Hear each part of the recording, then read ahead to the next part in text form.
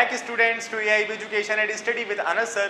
Today I will be start in class 12th business study chapter number 2 principles of management and आज की इस class के अंदर हम समझने वाले हैं कि कौन से दो साइंटिस्ट हैं जिन्होंने हमें प्रिंसिपल्स दिए हैं और प्रिंसिपल्स का मतलब क्या होता है और वो क्या चीजें हैं कि जिनको अगर हम फॉलो करते हैं तो हम सक्सेस अचीव कर सकते हैं, हमारे चांसेस इंक्रीज हो जाते हैं। हम किस तरीके से अपने पीपल्स की मैनेजमेंट करें, हम किस तरीके से अपने वर्क की मैनेजमेंट करें, उन सभी चीजों को हम समझने वाले हैं। सो स्टार्ट करते हैं अपनी क्लास को और समझते हैं सभी इंपॉर्टेंट टॉपिक्स को एक brief, best and short explanation के साथ। So let's start. ये स्टूडेंट शुरू करते हैं अपनी क्लास को और समझते हैं सभी टॉपिक्स को एक ब्रीफ एक्सप्लेनेशन के साथ। तो सभी चीजों को कवर करने से पहले मैं आपको बता देता हूं कि प्रिंसिपल्स क्या होते हैं। सो प्रिंसिपल ना एक गाइडलाइन है जिसको अगर हम फॉलो करते हैं सो वेल एंड गुड, अगर नहीं करते तो कोई बात नहीं। बट उसमें हमारा डिफरेंस ये आ जाता है कि अगर हम फॉलो करते हुए चलते हैं सो हमारे चांसेस इंक्रीज हो जाते हैं कि हम सक्सेस हासिल कर सकें, हम ग्रोथ अचीव कर सकें। और यहीं पर अगर हम फॉलो नहीं करते सो उसके अंदर हमारी बहुत सारी एक्टिविटीज जो डुप्लीकेट होती हैं, अनसिस्टमेटिक होती हैं, गलत होती हैं, वो होने के ज़्यादा चांस रहते हैं और सक्सेस तो दूर की बात है। सो बेसिकली प्रिंसिपल्स एक गाइडलाइन है, एक स्ट्रेटेजी प्लानिंग है जो कि बड़े बड़े साइंटिस्टों के द्वारा बनाई गई है और उन्होंने हमें दी है कि अगर आप अपने बिजनेस एथिक्स के अंदर इनको फॉलो करेंगे तो हम ग्रोथ अचीव करेंगे। तो उन्हीं साइंटिस्टों में से फर्स्ट साइंटिस्ट की हम बात कर लेते हैं जिनका नाम है एफ डब्ल्यू टेलर यानी फ्रेडरिक विंसलो टेलर। इन्होंने जो बात करी है वो वर्क के ऊपर करी है, यानी कि अभी मैंने आपको इंट्रोडक्शन के अंदर बताया कि जितनी भी हमारी मैनेजमेंट होती है वो जनरली 2 कैटेगरीज के लिए की जाती है। पहला होता है वर्क और दूसरे क्या होते हैं, पीपल। तो वर्क एंड पीपल इन दोनों के लिए ही मैनेजमेंट करी जा रही है। तो इन दोनों में से जो हमारे एफ.डब्ल्यू. टेलर जी हैं इन्होंने बात करी है वर्क के लिए और अपने सारे सिद्धांतों को वर्क पे ही निर्धारित किया है। मगर इनके जो सिद्धांत है वो वर्क के लिए बनाए गए बट वो इनडायरेक्टली इंपैक्ट करते हैं पीपल्स के ऊपर भी। ये आप ध्यान रखिएगा और इस लाइन को जरूर लिख कर आइएगा, ठीक है। सो हम बात कर लेते हैं इनके साइंटिफिक मैनेजमेंट के बारे में। तो इन्होंने डिजाइन करी scientific management. So what is scientific management? देखो साइंटिफिक मैनेजमेंट का मतलब ये होता है कि बेसिकली मॉडर्नाइजेशन, यानी कि जिस टेक्निक को, जिस मेथड को या जिस भी चीज को आप पहले पुराने समय की चीजें फॉलो करते हुए आ रहे हो उनको छोड़ो और नई नई चीजों को अपनाओ, नई टेक्नोलॉजी को अपनाओ, नए मॉडर्नाइजेशन को अपनाओ, नए एनवायरमेंट को अपनाओ। क्योंकि बिजनेस एक ऐसी टर्म है जिसके अंदर अपने आप में आप मॉडर्नाइजेशन नहीं करते तो हम स्टेबल नहीं रह पाते। और सबसे बड़ी बात, अगर हम कंसिस्टेंट नहीं रहते तब भी हम स्टेबल नहीं रह पाते। तो कंसिस्टेंसी इज पावर ऑफ की ऑफ सक्सेस, यानी कि ये तो है ही हमारा। बट कंसिस्टेंसी के साथ हमें मॉडर्नाइजेशन भी जरूरी होता है, जो कि हमें साइंटिफिक मैनेजमेंट सिखा रहा है कि अपने काम को करने में नई नई टेक्निक्स को फॉलो करना, नई नई चीजों को फॉलो करना एंड देन मैनी मोर। सो इन्होंने साइंटिफिक मैनेजमेंट की 2 कैटेगरी निकाली। फर्स्ट हमारे पास आते हैं प्रिंसिपल्स एंड सेकंड आते हैं हमारे पास टेक्निक्स। तो प्रिंसिपल्स हमसे क्या कह रहे हैं ये समझ लेते हैं। फर्स्ट प्रिंसिपल आता है science is not rule of thumb, यानी साइंस एक ऐसा मेथड है, साइंटिफिक मैनेजमेंट एक ऐसा मेथड है जो कि कोई रूल ऑफ थंब नहीं है, यानी कि ऐसे ही नहीं बना दिया गया। हम ये पढ़कर आए हैं फीचर्स में, इंपॉर्टेंस में, प्रीवियस क्लासेस में, और हम अब भी पढ़ेंगे कि क्या होता है साइंटिफिक मैनेजमेंट या कोई भी मैनेजमेंट या कोई भी प्रिंसिपल ऐसे ही नहीं बन जाता। बहुत ही सारे एक्सपेरिमेंट्स के बाद, एक्सपीरियंस गेन करने के बाद और बहुत ही नॉलेज के बाद कोई भी प्रिंसिपल डिजाइन होता है। क्योंकि जिस काम में करते हुए हम फंस रहे हैं उसी काम से निकलवाने के लिए तो प्रिंसिपल्स होते हैं, यानी कि जो काम करते हुए हमें रुकावट आ रही है वो रुकावट फेस ना करनी पड़े, उसका सॉल्यूशन क्या है वही प्रिंसिपल्स हमें प्रदान करते हैं। तो वो तो तभी होगा ना जब हम उस सॉल्यूशन के ऊपर बात करेंगे, उस प्रॉब्लम को हमने फेस कर रखा होगा। तो इसी तरीके से साइंस कोई रूल ऑफ थंब नहीं है। साइंस एक साइंटिफिक मैनेजमेंट, एक साइंटिफिक अप्रोच है जिसके अंदर हम बहुत सारे रास्तों में से कोई एक रास्ता चुनते हैं और वो भी एक ऐसा रास्ता होता है जिसमें हम अपनी पूरी इफिशिएंसी के साथ, इफेक्टिवनेस के साथ अपना गोल अचीव कर पाए और हम सिस्टमेटिक काम करें, कोई डुप्लीकेशन हमारे काम में ना हो। तो science is not rule of thumb. फिर आता है हमारे पास हार्मनी नॉट डिस्कॉर्ड, यानी कि यहाँ पे आप एक शब्द ध्यान रखना, अगर हम बीच में बात कर रहे हैं हार्मनी नॉट डिस्कॉर्ड की तो हम बात कर रहे हैं इंपॉर्टेंस की, और यहीं पर हम बात कर रहे हैं कॉपरेशन नॉट इंडिविजुअलिज्म की। सो हम यहाँ बात कर रहे हैं नीड की, जरूरत की, ठीक है, ध्यान रखिएगा। अब देखिए हार्मनी नॉट डिस्कॉर्ड का मतलब क्या है कि हमें अपनी पूरी ऑर्गेनाइजेशन के अंदर किसी भी काम को करने के लिए आपस में लिंक बने हुए हैं। आप किसी से ये नहीं कह सकते कि तुम्हारी इस ऑर्गेनाइजेशन के अंदर कोई इंपॉर्टेंस नहीं है, आप ये नहीं कह सकते। हर एक बंदा इंपॉर्टेंस रखता है और अगर वो कंपनी छोड़ के जाता है तो उसकी जगह का भी इंपैक्ट पड़ता है हमारी ऑर्गेनाइजेशन पे।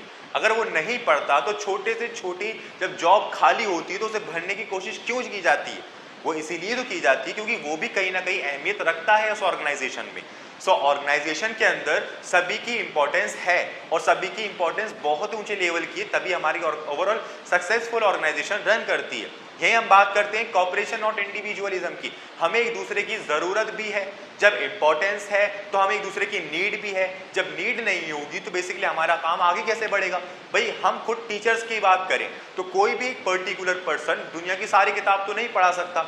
हर एक बंदा कोई ना कोई स्पेसिफिक सब्जेक्ट का टीचर होता है, जैसे मैथ्स के हो गए, साइंस के हो गए या कोई और हो गए। सो इस तरीके से हमें कॉपरेशन नॉट इंडिविजुअलिज्म भी हमारे सिद्धांतों के अंदर एड ऑन होता है। सो होपफुली आपको समझ में आए होंगे प्रिंसिपल्स। अब हम बात कर लेते हैं कुछ टेक्निक्स की, यानी कि मैं मानता हूं आपको ये समझ में आ गया होगा कि सर साइंटिफिक मैनेजमेंट एक मॉडर्नाइजेशन कॉन्सेप्ट है जिसके अंदर हम नई नई चीज़ों का एक्सेप्ट कर रहे हैं और अपने एक नए मेथड्स को फॉलो करते हुए अपने काम को बहुत इफेक्टिवली कर रहे हैं। और हम प्रिंसिपल्स की बात भी कर चुके हैं सर कि ये हमारा साइंटिफिक मैनेजमेंट कोई रूल ऑफ थंब नहीं है, ये बहुत सारे एक्सपीरियंस गेन करने के बाद बनाया गया है। एफिशिएंसी, इफेक्टिवनेस इसके अंदर इंक्लूड होती है और हमें अपनी ऑर्गेनाइजेशन के सबकी महत्व का समझना चाहिए कि किसकी महत्व कितना है और साथ ही साथ सभी की इंपॉर्टेंस भी बहुत ज़्यादा है। और हम ये जान चुके हैं कि कॉपरेशन और इंडिविजुअल हमें सबकी ज़रूरत भी है। हम जब एकजुट यूनिटी में काम करेंगे तभी हम ग्रोथ अचीव करेंगे। तो ये तो हमने जान लिया। अब हम अपने काम को करने के लिए कुछ चीज़ों को फॉलो करते हैं जिसके अंदर हम बहुत ही ऊंचे लेवल पे ग्रोथ अचीव कर पाते हैं। सो वो क्या चीज़ है वो देख लीजिए। देखिए टेक्निक्स हमारे पास आती हैं कुछ अपने काम को करने के लिए। इसमें से फर्स्ट है फंक्शनल फॉर्मैनशिप। देखिए फंक्शनल फॉर्मैनशिप का मतलब ये है कि अपने काम को ना डिवाइड कर दो।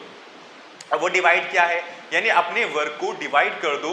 फर्स्ट आता है प्लानिंग और दूसरा क्या होता है प्रोडक्शन। ये दो चीज़ होती हैं हर एक कंपनी की कि पहला तो प्लानिंग बनाई जाती है स्ट्रेटेजी के साथ, फिर उस प्लानिंग के मुताबिक प्रोडक्शन की जाती है स्ट्रेटेजी के साथ। तो प्लानिंग डिपार्टमेंट अलग और प्रोडक्शन डिपार्टमेंट अलग। और अगर मैं कहूं कि फंक्शनल फॉर्मैनशिप का मतलब ये है कि स्पेसिफिक फंक्शंस के द्वारा डिपार्टमेंट्स को क्रिएट करना, चाहे मार्केटिंग डिपार्टमेंट हो, सेल्स डिपार्टमेंट हो, प्रोडक्शन डिपार्टमेंट हो, एनी अदर डिपार्टमेंट, कोई भी डिपार्टमेंट क्रिएट करना with the use of specific function. क्योंकि जब हम स्पेसिफिक फंक्शंस के द्वारा अपने डिपार्टमेंट को डिवाइड कर देते हैं तो वहाँ के एम्प्लॉयज सारे अपने उस स्पेसिफिक उसी काम को फॉलो करते हैं और उसमें अपनी इफिशियंसी हासिल करते हैं। तो हमें फंक्शनल फॉर्मैनशिप करनी है, काम का बंटवारा कर देना है। फिर हम बात कर रहे हैं standardization and simplification of work, यानी कि अपने काम को करने से पहले या काम को करते समय हमें अपने स्टैंडर्ड्स को निर्धारित करना होता है, डिजाइन करना होता है, सेट करना होता है कि मैं अगर आज ये काम कर रहा हूं तो मैं कम से कम इतना टारगेट तो अचीव करूंगा ही, या मैं ये प्रोडक्शन कर रहा हूं तो मेरी प्रोडक्शन कम से कम इतनी तो रहेगी। और अगर इससे ज्यादा हुई तो मैंने ऐसा क्या किया कि इससे ज्यादा प्रोडक्शन चलेगी जो कि मैं आगे भी फॉलो करूं। और अगर मेरे टारगेट से कम प्रोडक्शन रही तो मैंने ऐसे क्या गलती करी जिससे मेरी प्रोडक्शन कम रही जो कि मैं आगे चलकर वो मिस्टेक ना करूं। सो यहाँ पे एनालाइजिंग का काम होता है स्टैंडर्डाइजेशन के अंदर। अब बात करें हम सिंप्लीफिकेशन की तो मैं आपको एक छोटा सा कॉन्सेप्ट समझा देता हूं कि देखिए सिंप्लीफिकेशन का मतलब ये कि हम सब्जियां खरीदते हैं, हम बाजार में जाकर सब्जी खरीदते हैं और वहां हम देखते हैं कि एक ही किस्म की सब्जी बहुत सारी होती है एक ठेली पे, मगर उसके प्राइस अलग होते हैं। लाइक ये 50 रुपए किलो है, ये 60 रुपए किलो है, वो 30 रुपए किलो है तो वो सब चीजें एक ही। हम बात कर लेते हैं आमों की बात कर लेते हैं तो आम 3 जगह डिवाइड कर दिए 50, 40, 30। तो वो ऐसा क्यों किया आप खुद सोचिए। आपके माइंड में आया हो सर वो ज्यादा अच्छे होंगे। देखिए वो ऐसा इसलिए हुआ क्योंकि उनकी क्वालिटी बढ़िया है। भाई ऐसा तो नहीं है कि वो पर्टिकुलर एक अलग खेत से आए कि इस खेत के हम 50 रुपए किलो बिकेंगे।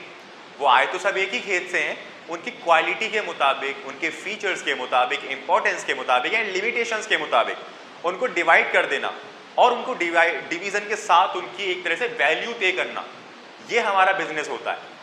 यहीं पर हम सिंप्लीफिकेशन करते हैं। फॉर एग्जांपल हमारा कपड़े का कारोबार है तो उस कपड़े कारोबार में हम अलग करें कि फीमेल के कपड़े ये हैं, मेल के ये हैं, बच्चों के ये हैं, बड़े बुजुर्गों के ये हैं। इस तरीके से अपने काम को सिंप्लीफाई करना, तभी तो हमारी प्रोडक्शन बढ़ेगी। अब कोई हमारे पास दुकानदार आया कि भाई साहब हमें इतने ऑर्डर जो है अपने आपको महिलाओं के कपड़ों का दिया था, जीन्स का दिया था, आपने वो पूरा ही नहीं किया क्योंकि हमने सिंप्लीफिकेशन ही नहीं करी। भाई हमारा सारा माल जो है मिक्स है, हमें ये नहीं पता कि हमारे पास लेडीज का माल कितना है, जेंट्स का कितना है, बच्चों का कितना है। तो यहाँ पे सिंप्लीफिकेशन बहुत जरूरी होती है अपने काम को करने के लिए, ध्यान रखिएगा। फिर हम बात कर लेते हैं मेथड स्टडी, यानी कि हमें अपने बेसिकली बेस्ट से बेस्ट मेथड को चुनना है और उसके मुताबिक काम करना है। अब वो सर मेथड क्या है?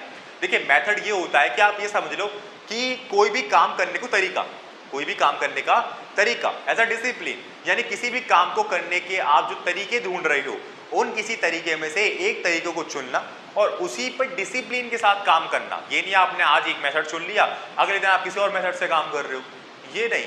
मेथड स्टडी के अंदर आप स्पेसिफिक बहुत सारे मेथड्स के अंदर में से कोई एक मेथड चुनते हो और उसी में डिसिप्लिन के साथ आप काम करते हो। सो मेथड स्टडी हमारा यहाँ हो गया अपने काम को किसी स्पेसिफिक मेथड के द्वारा करना।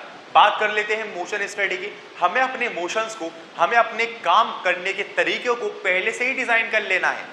अगर हम ऐसा नहीं करते सो हमारे मोशंस जो हैं वो काफी सारे डुप्लीकेशन हो जाते हैं। अब सर मोशन क्या?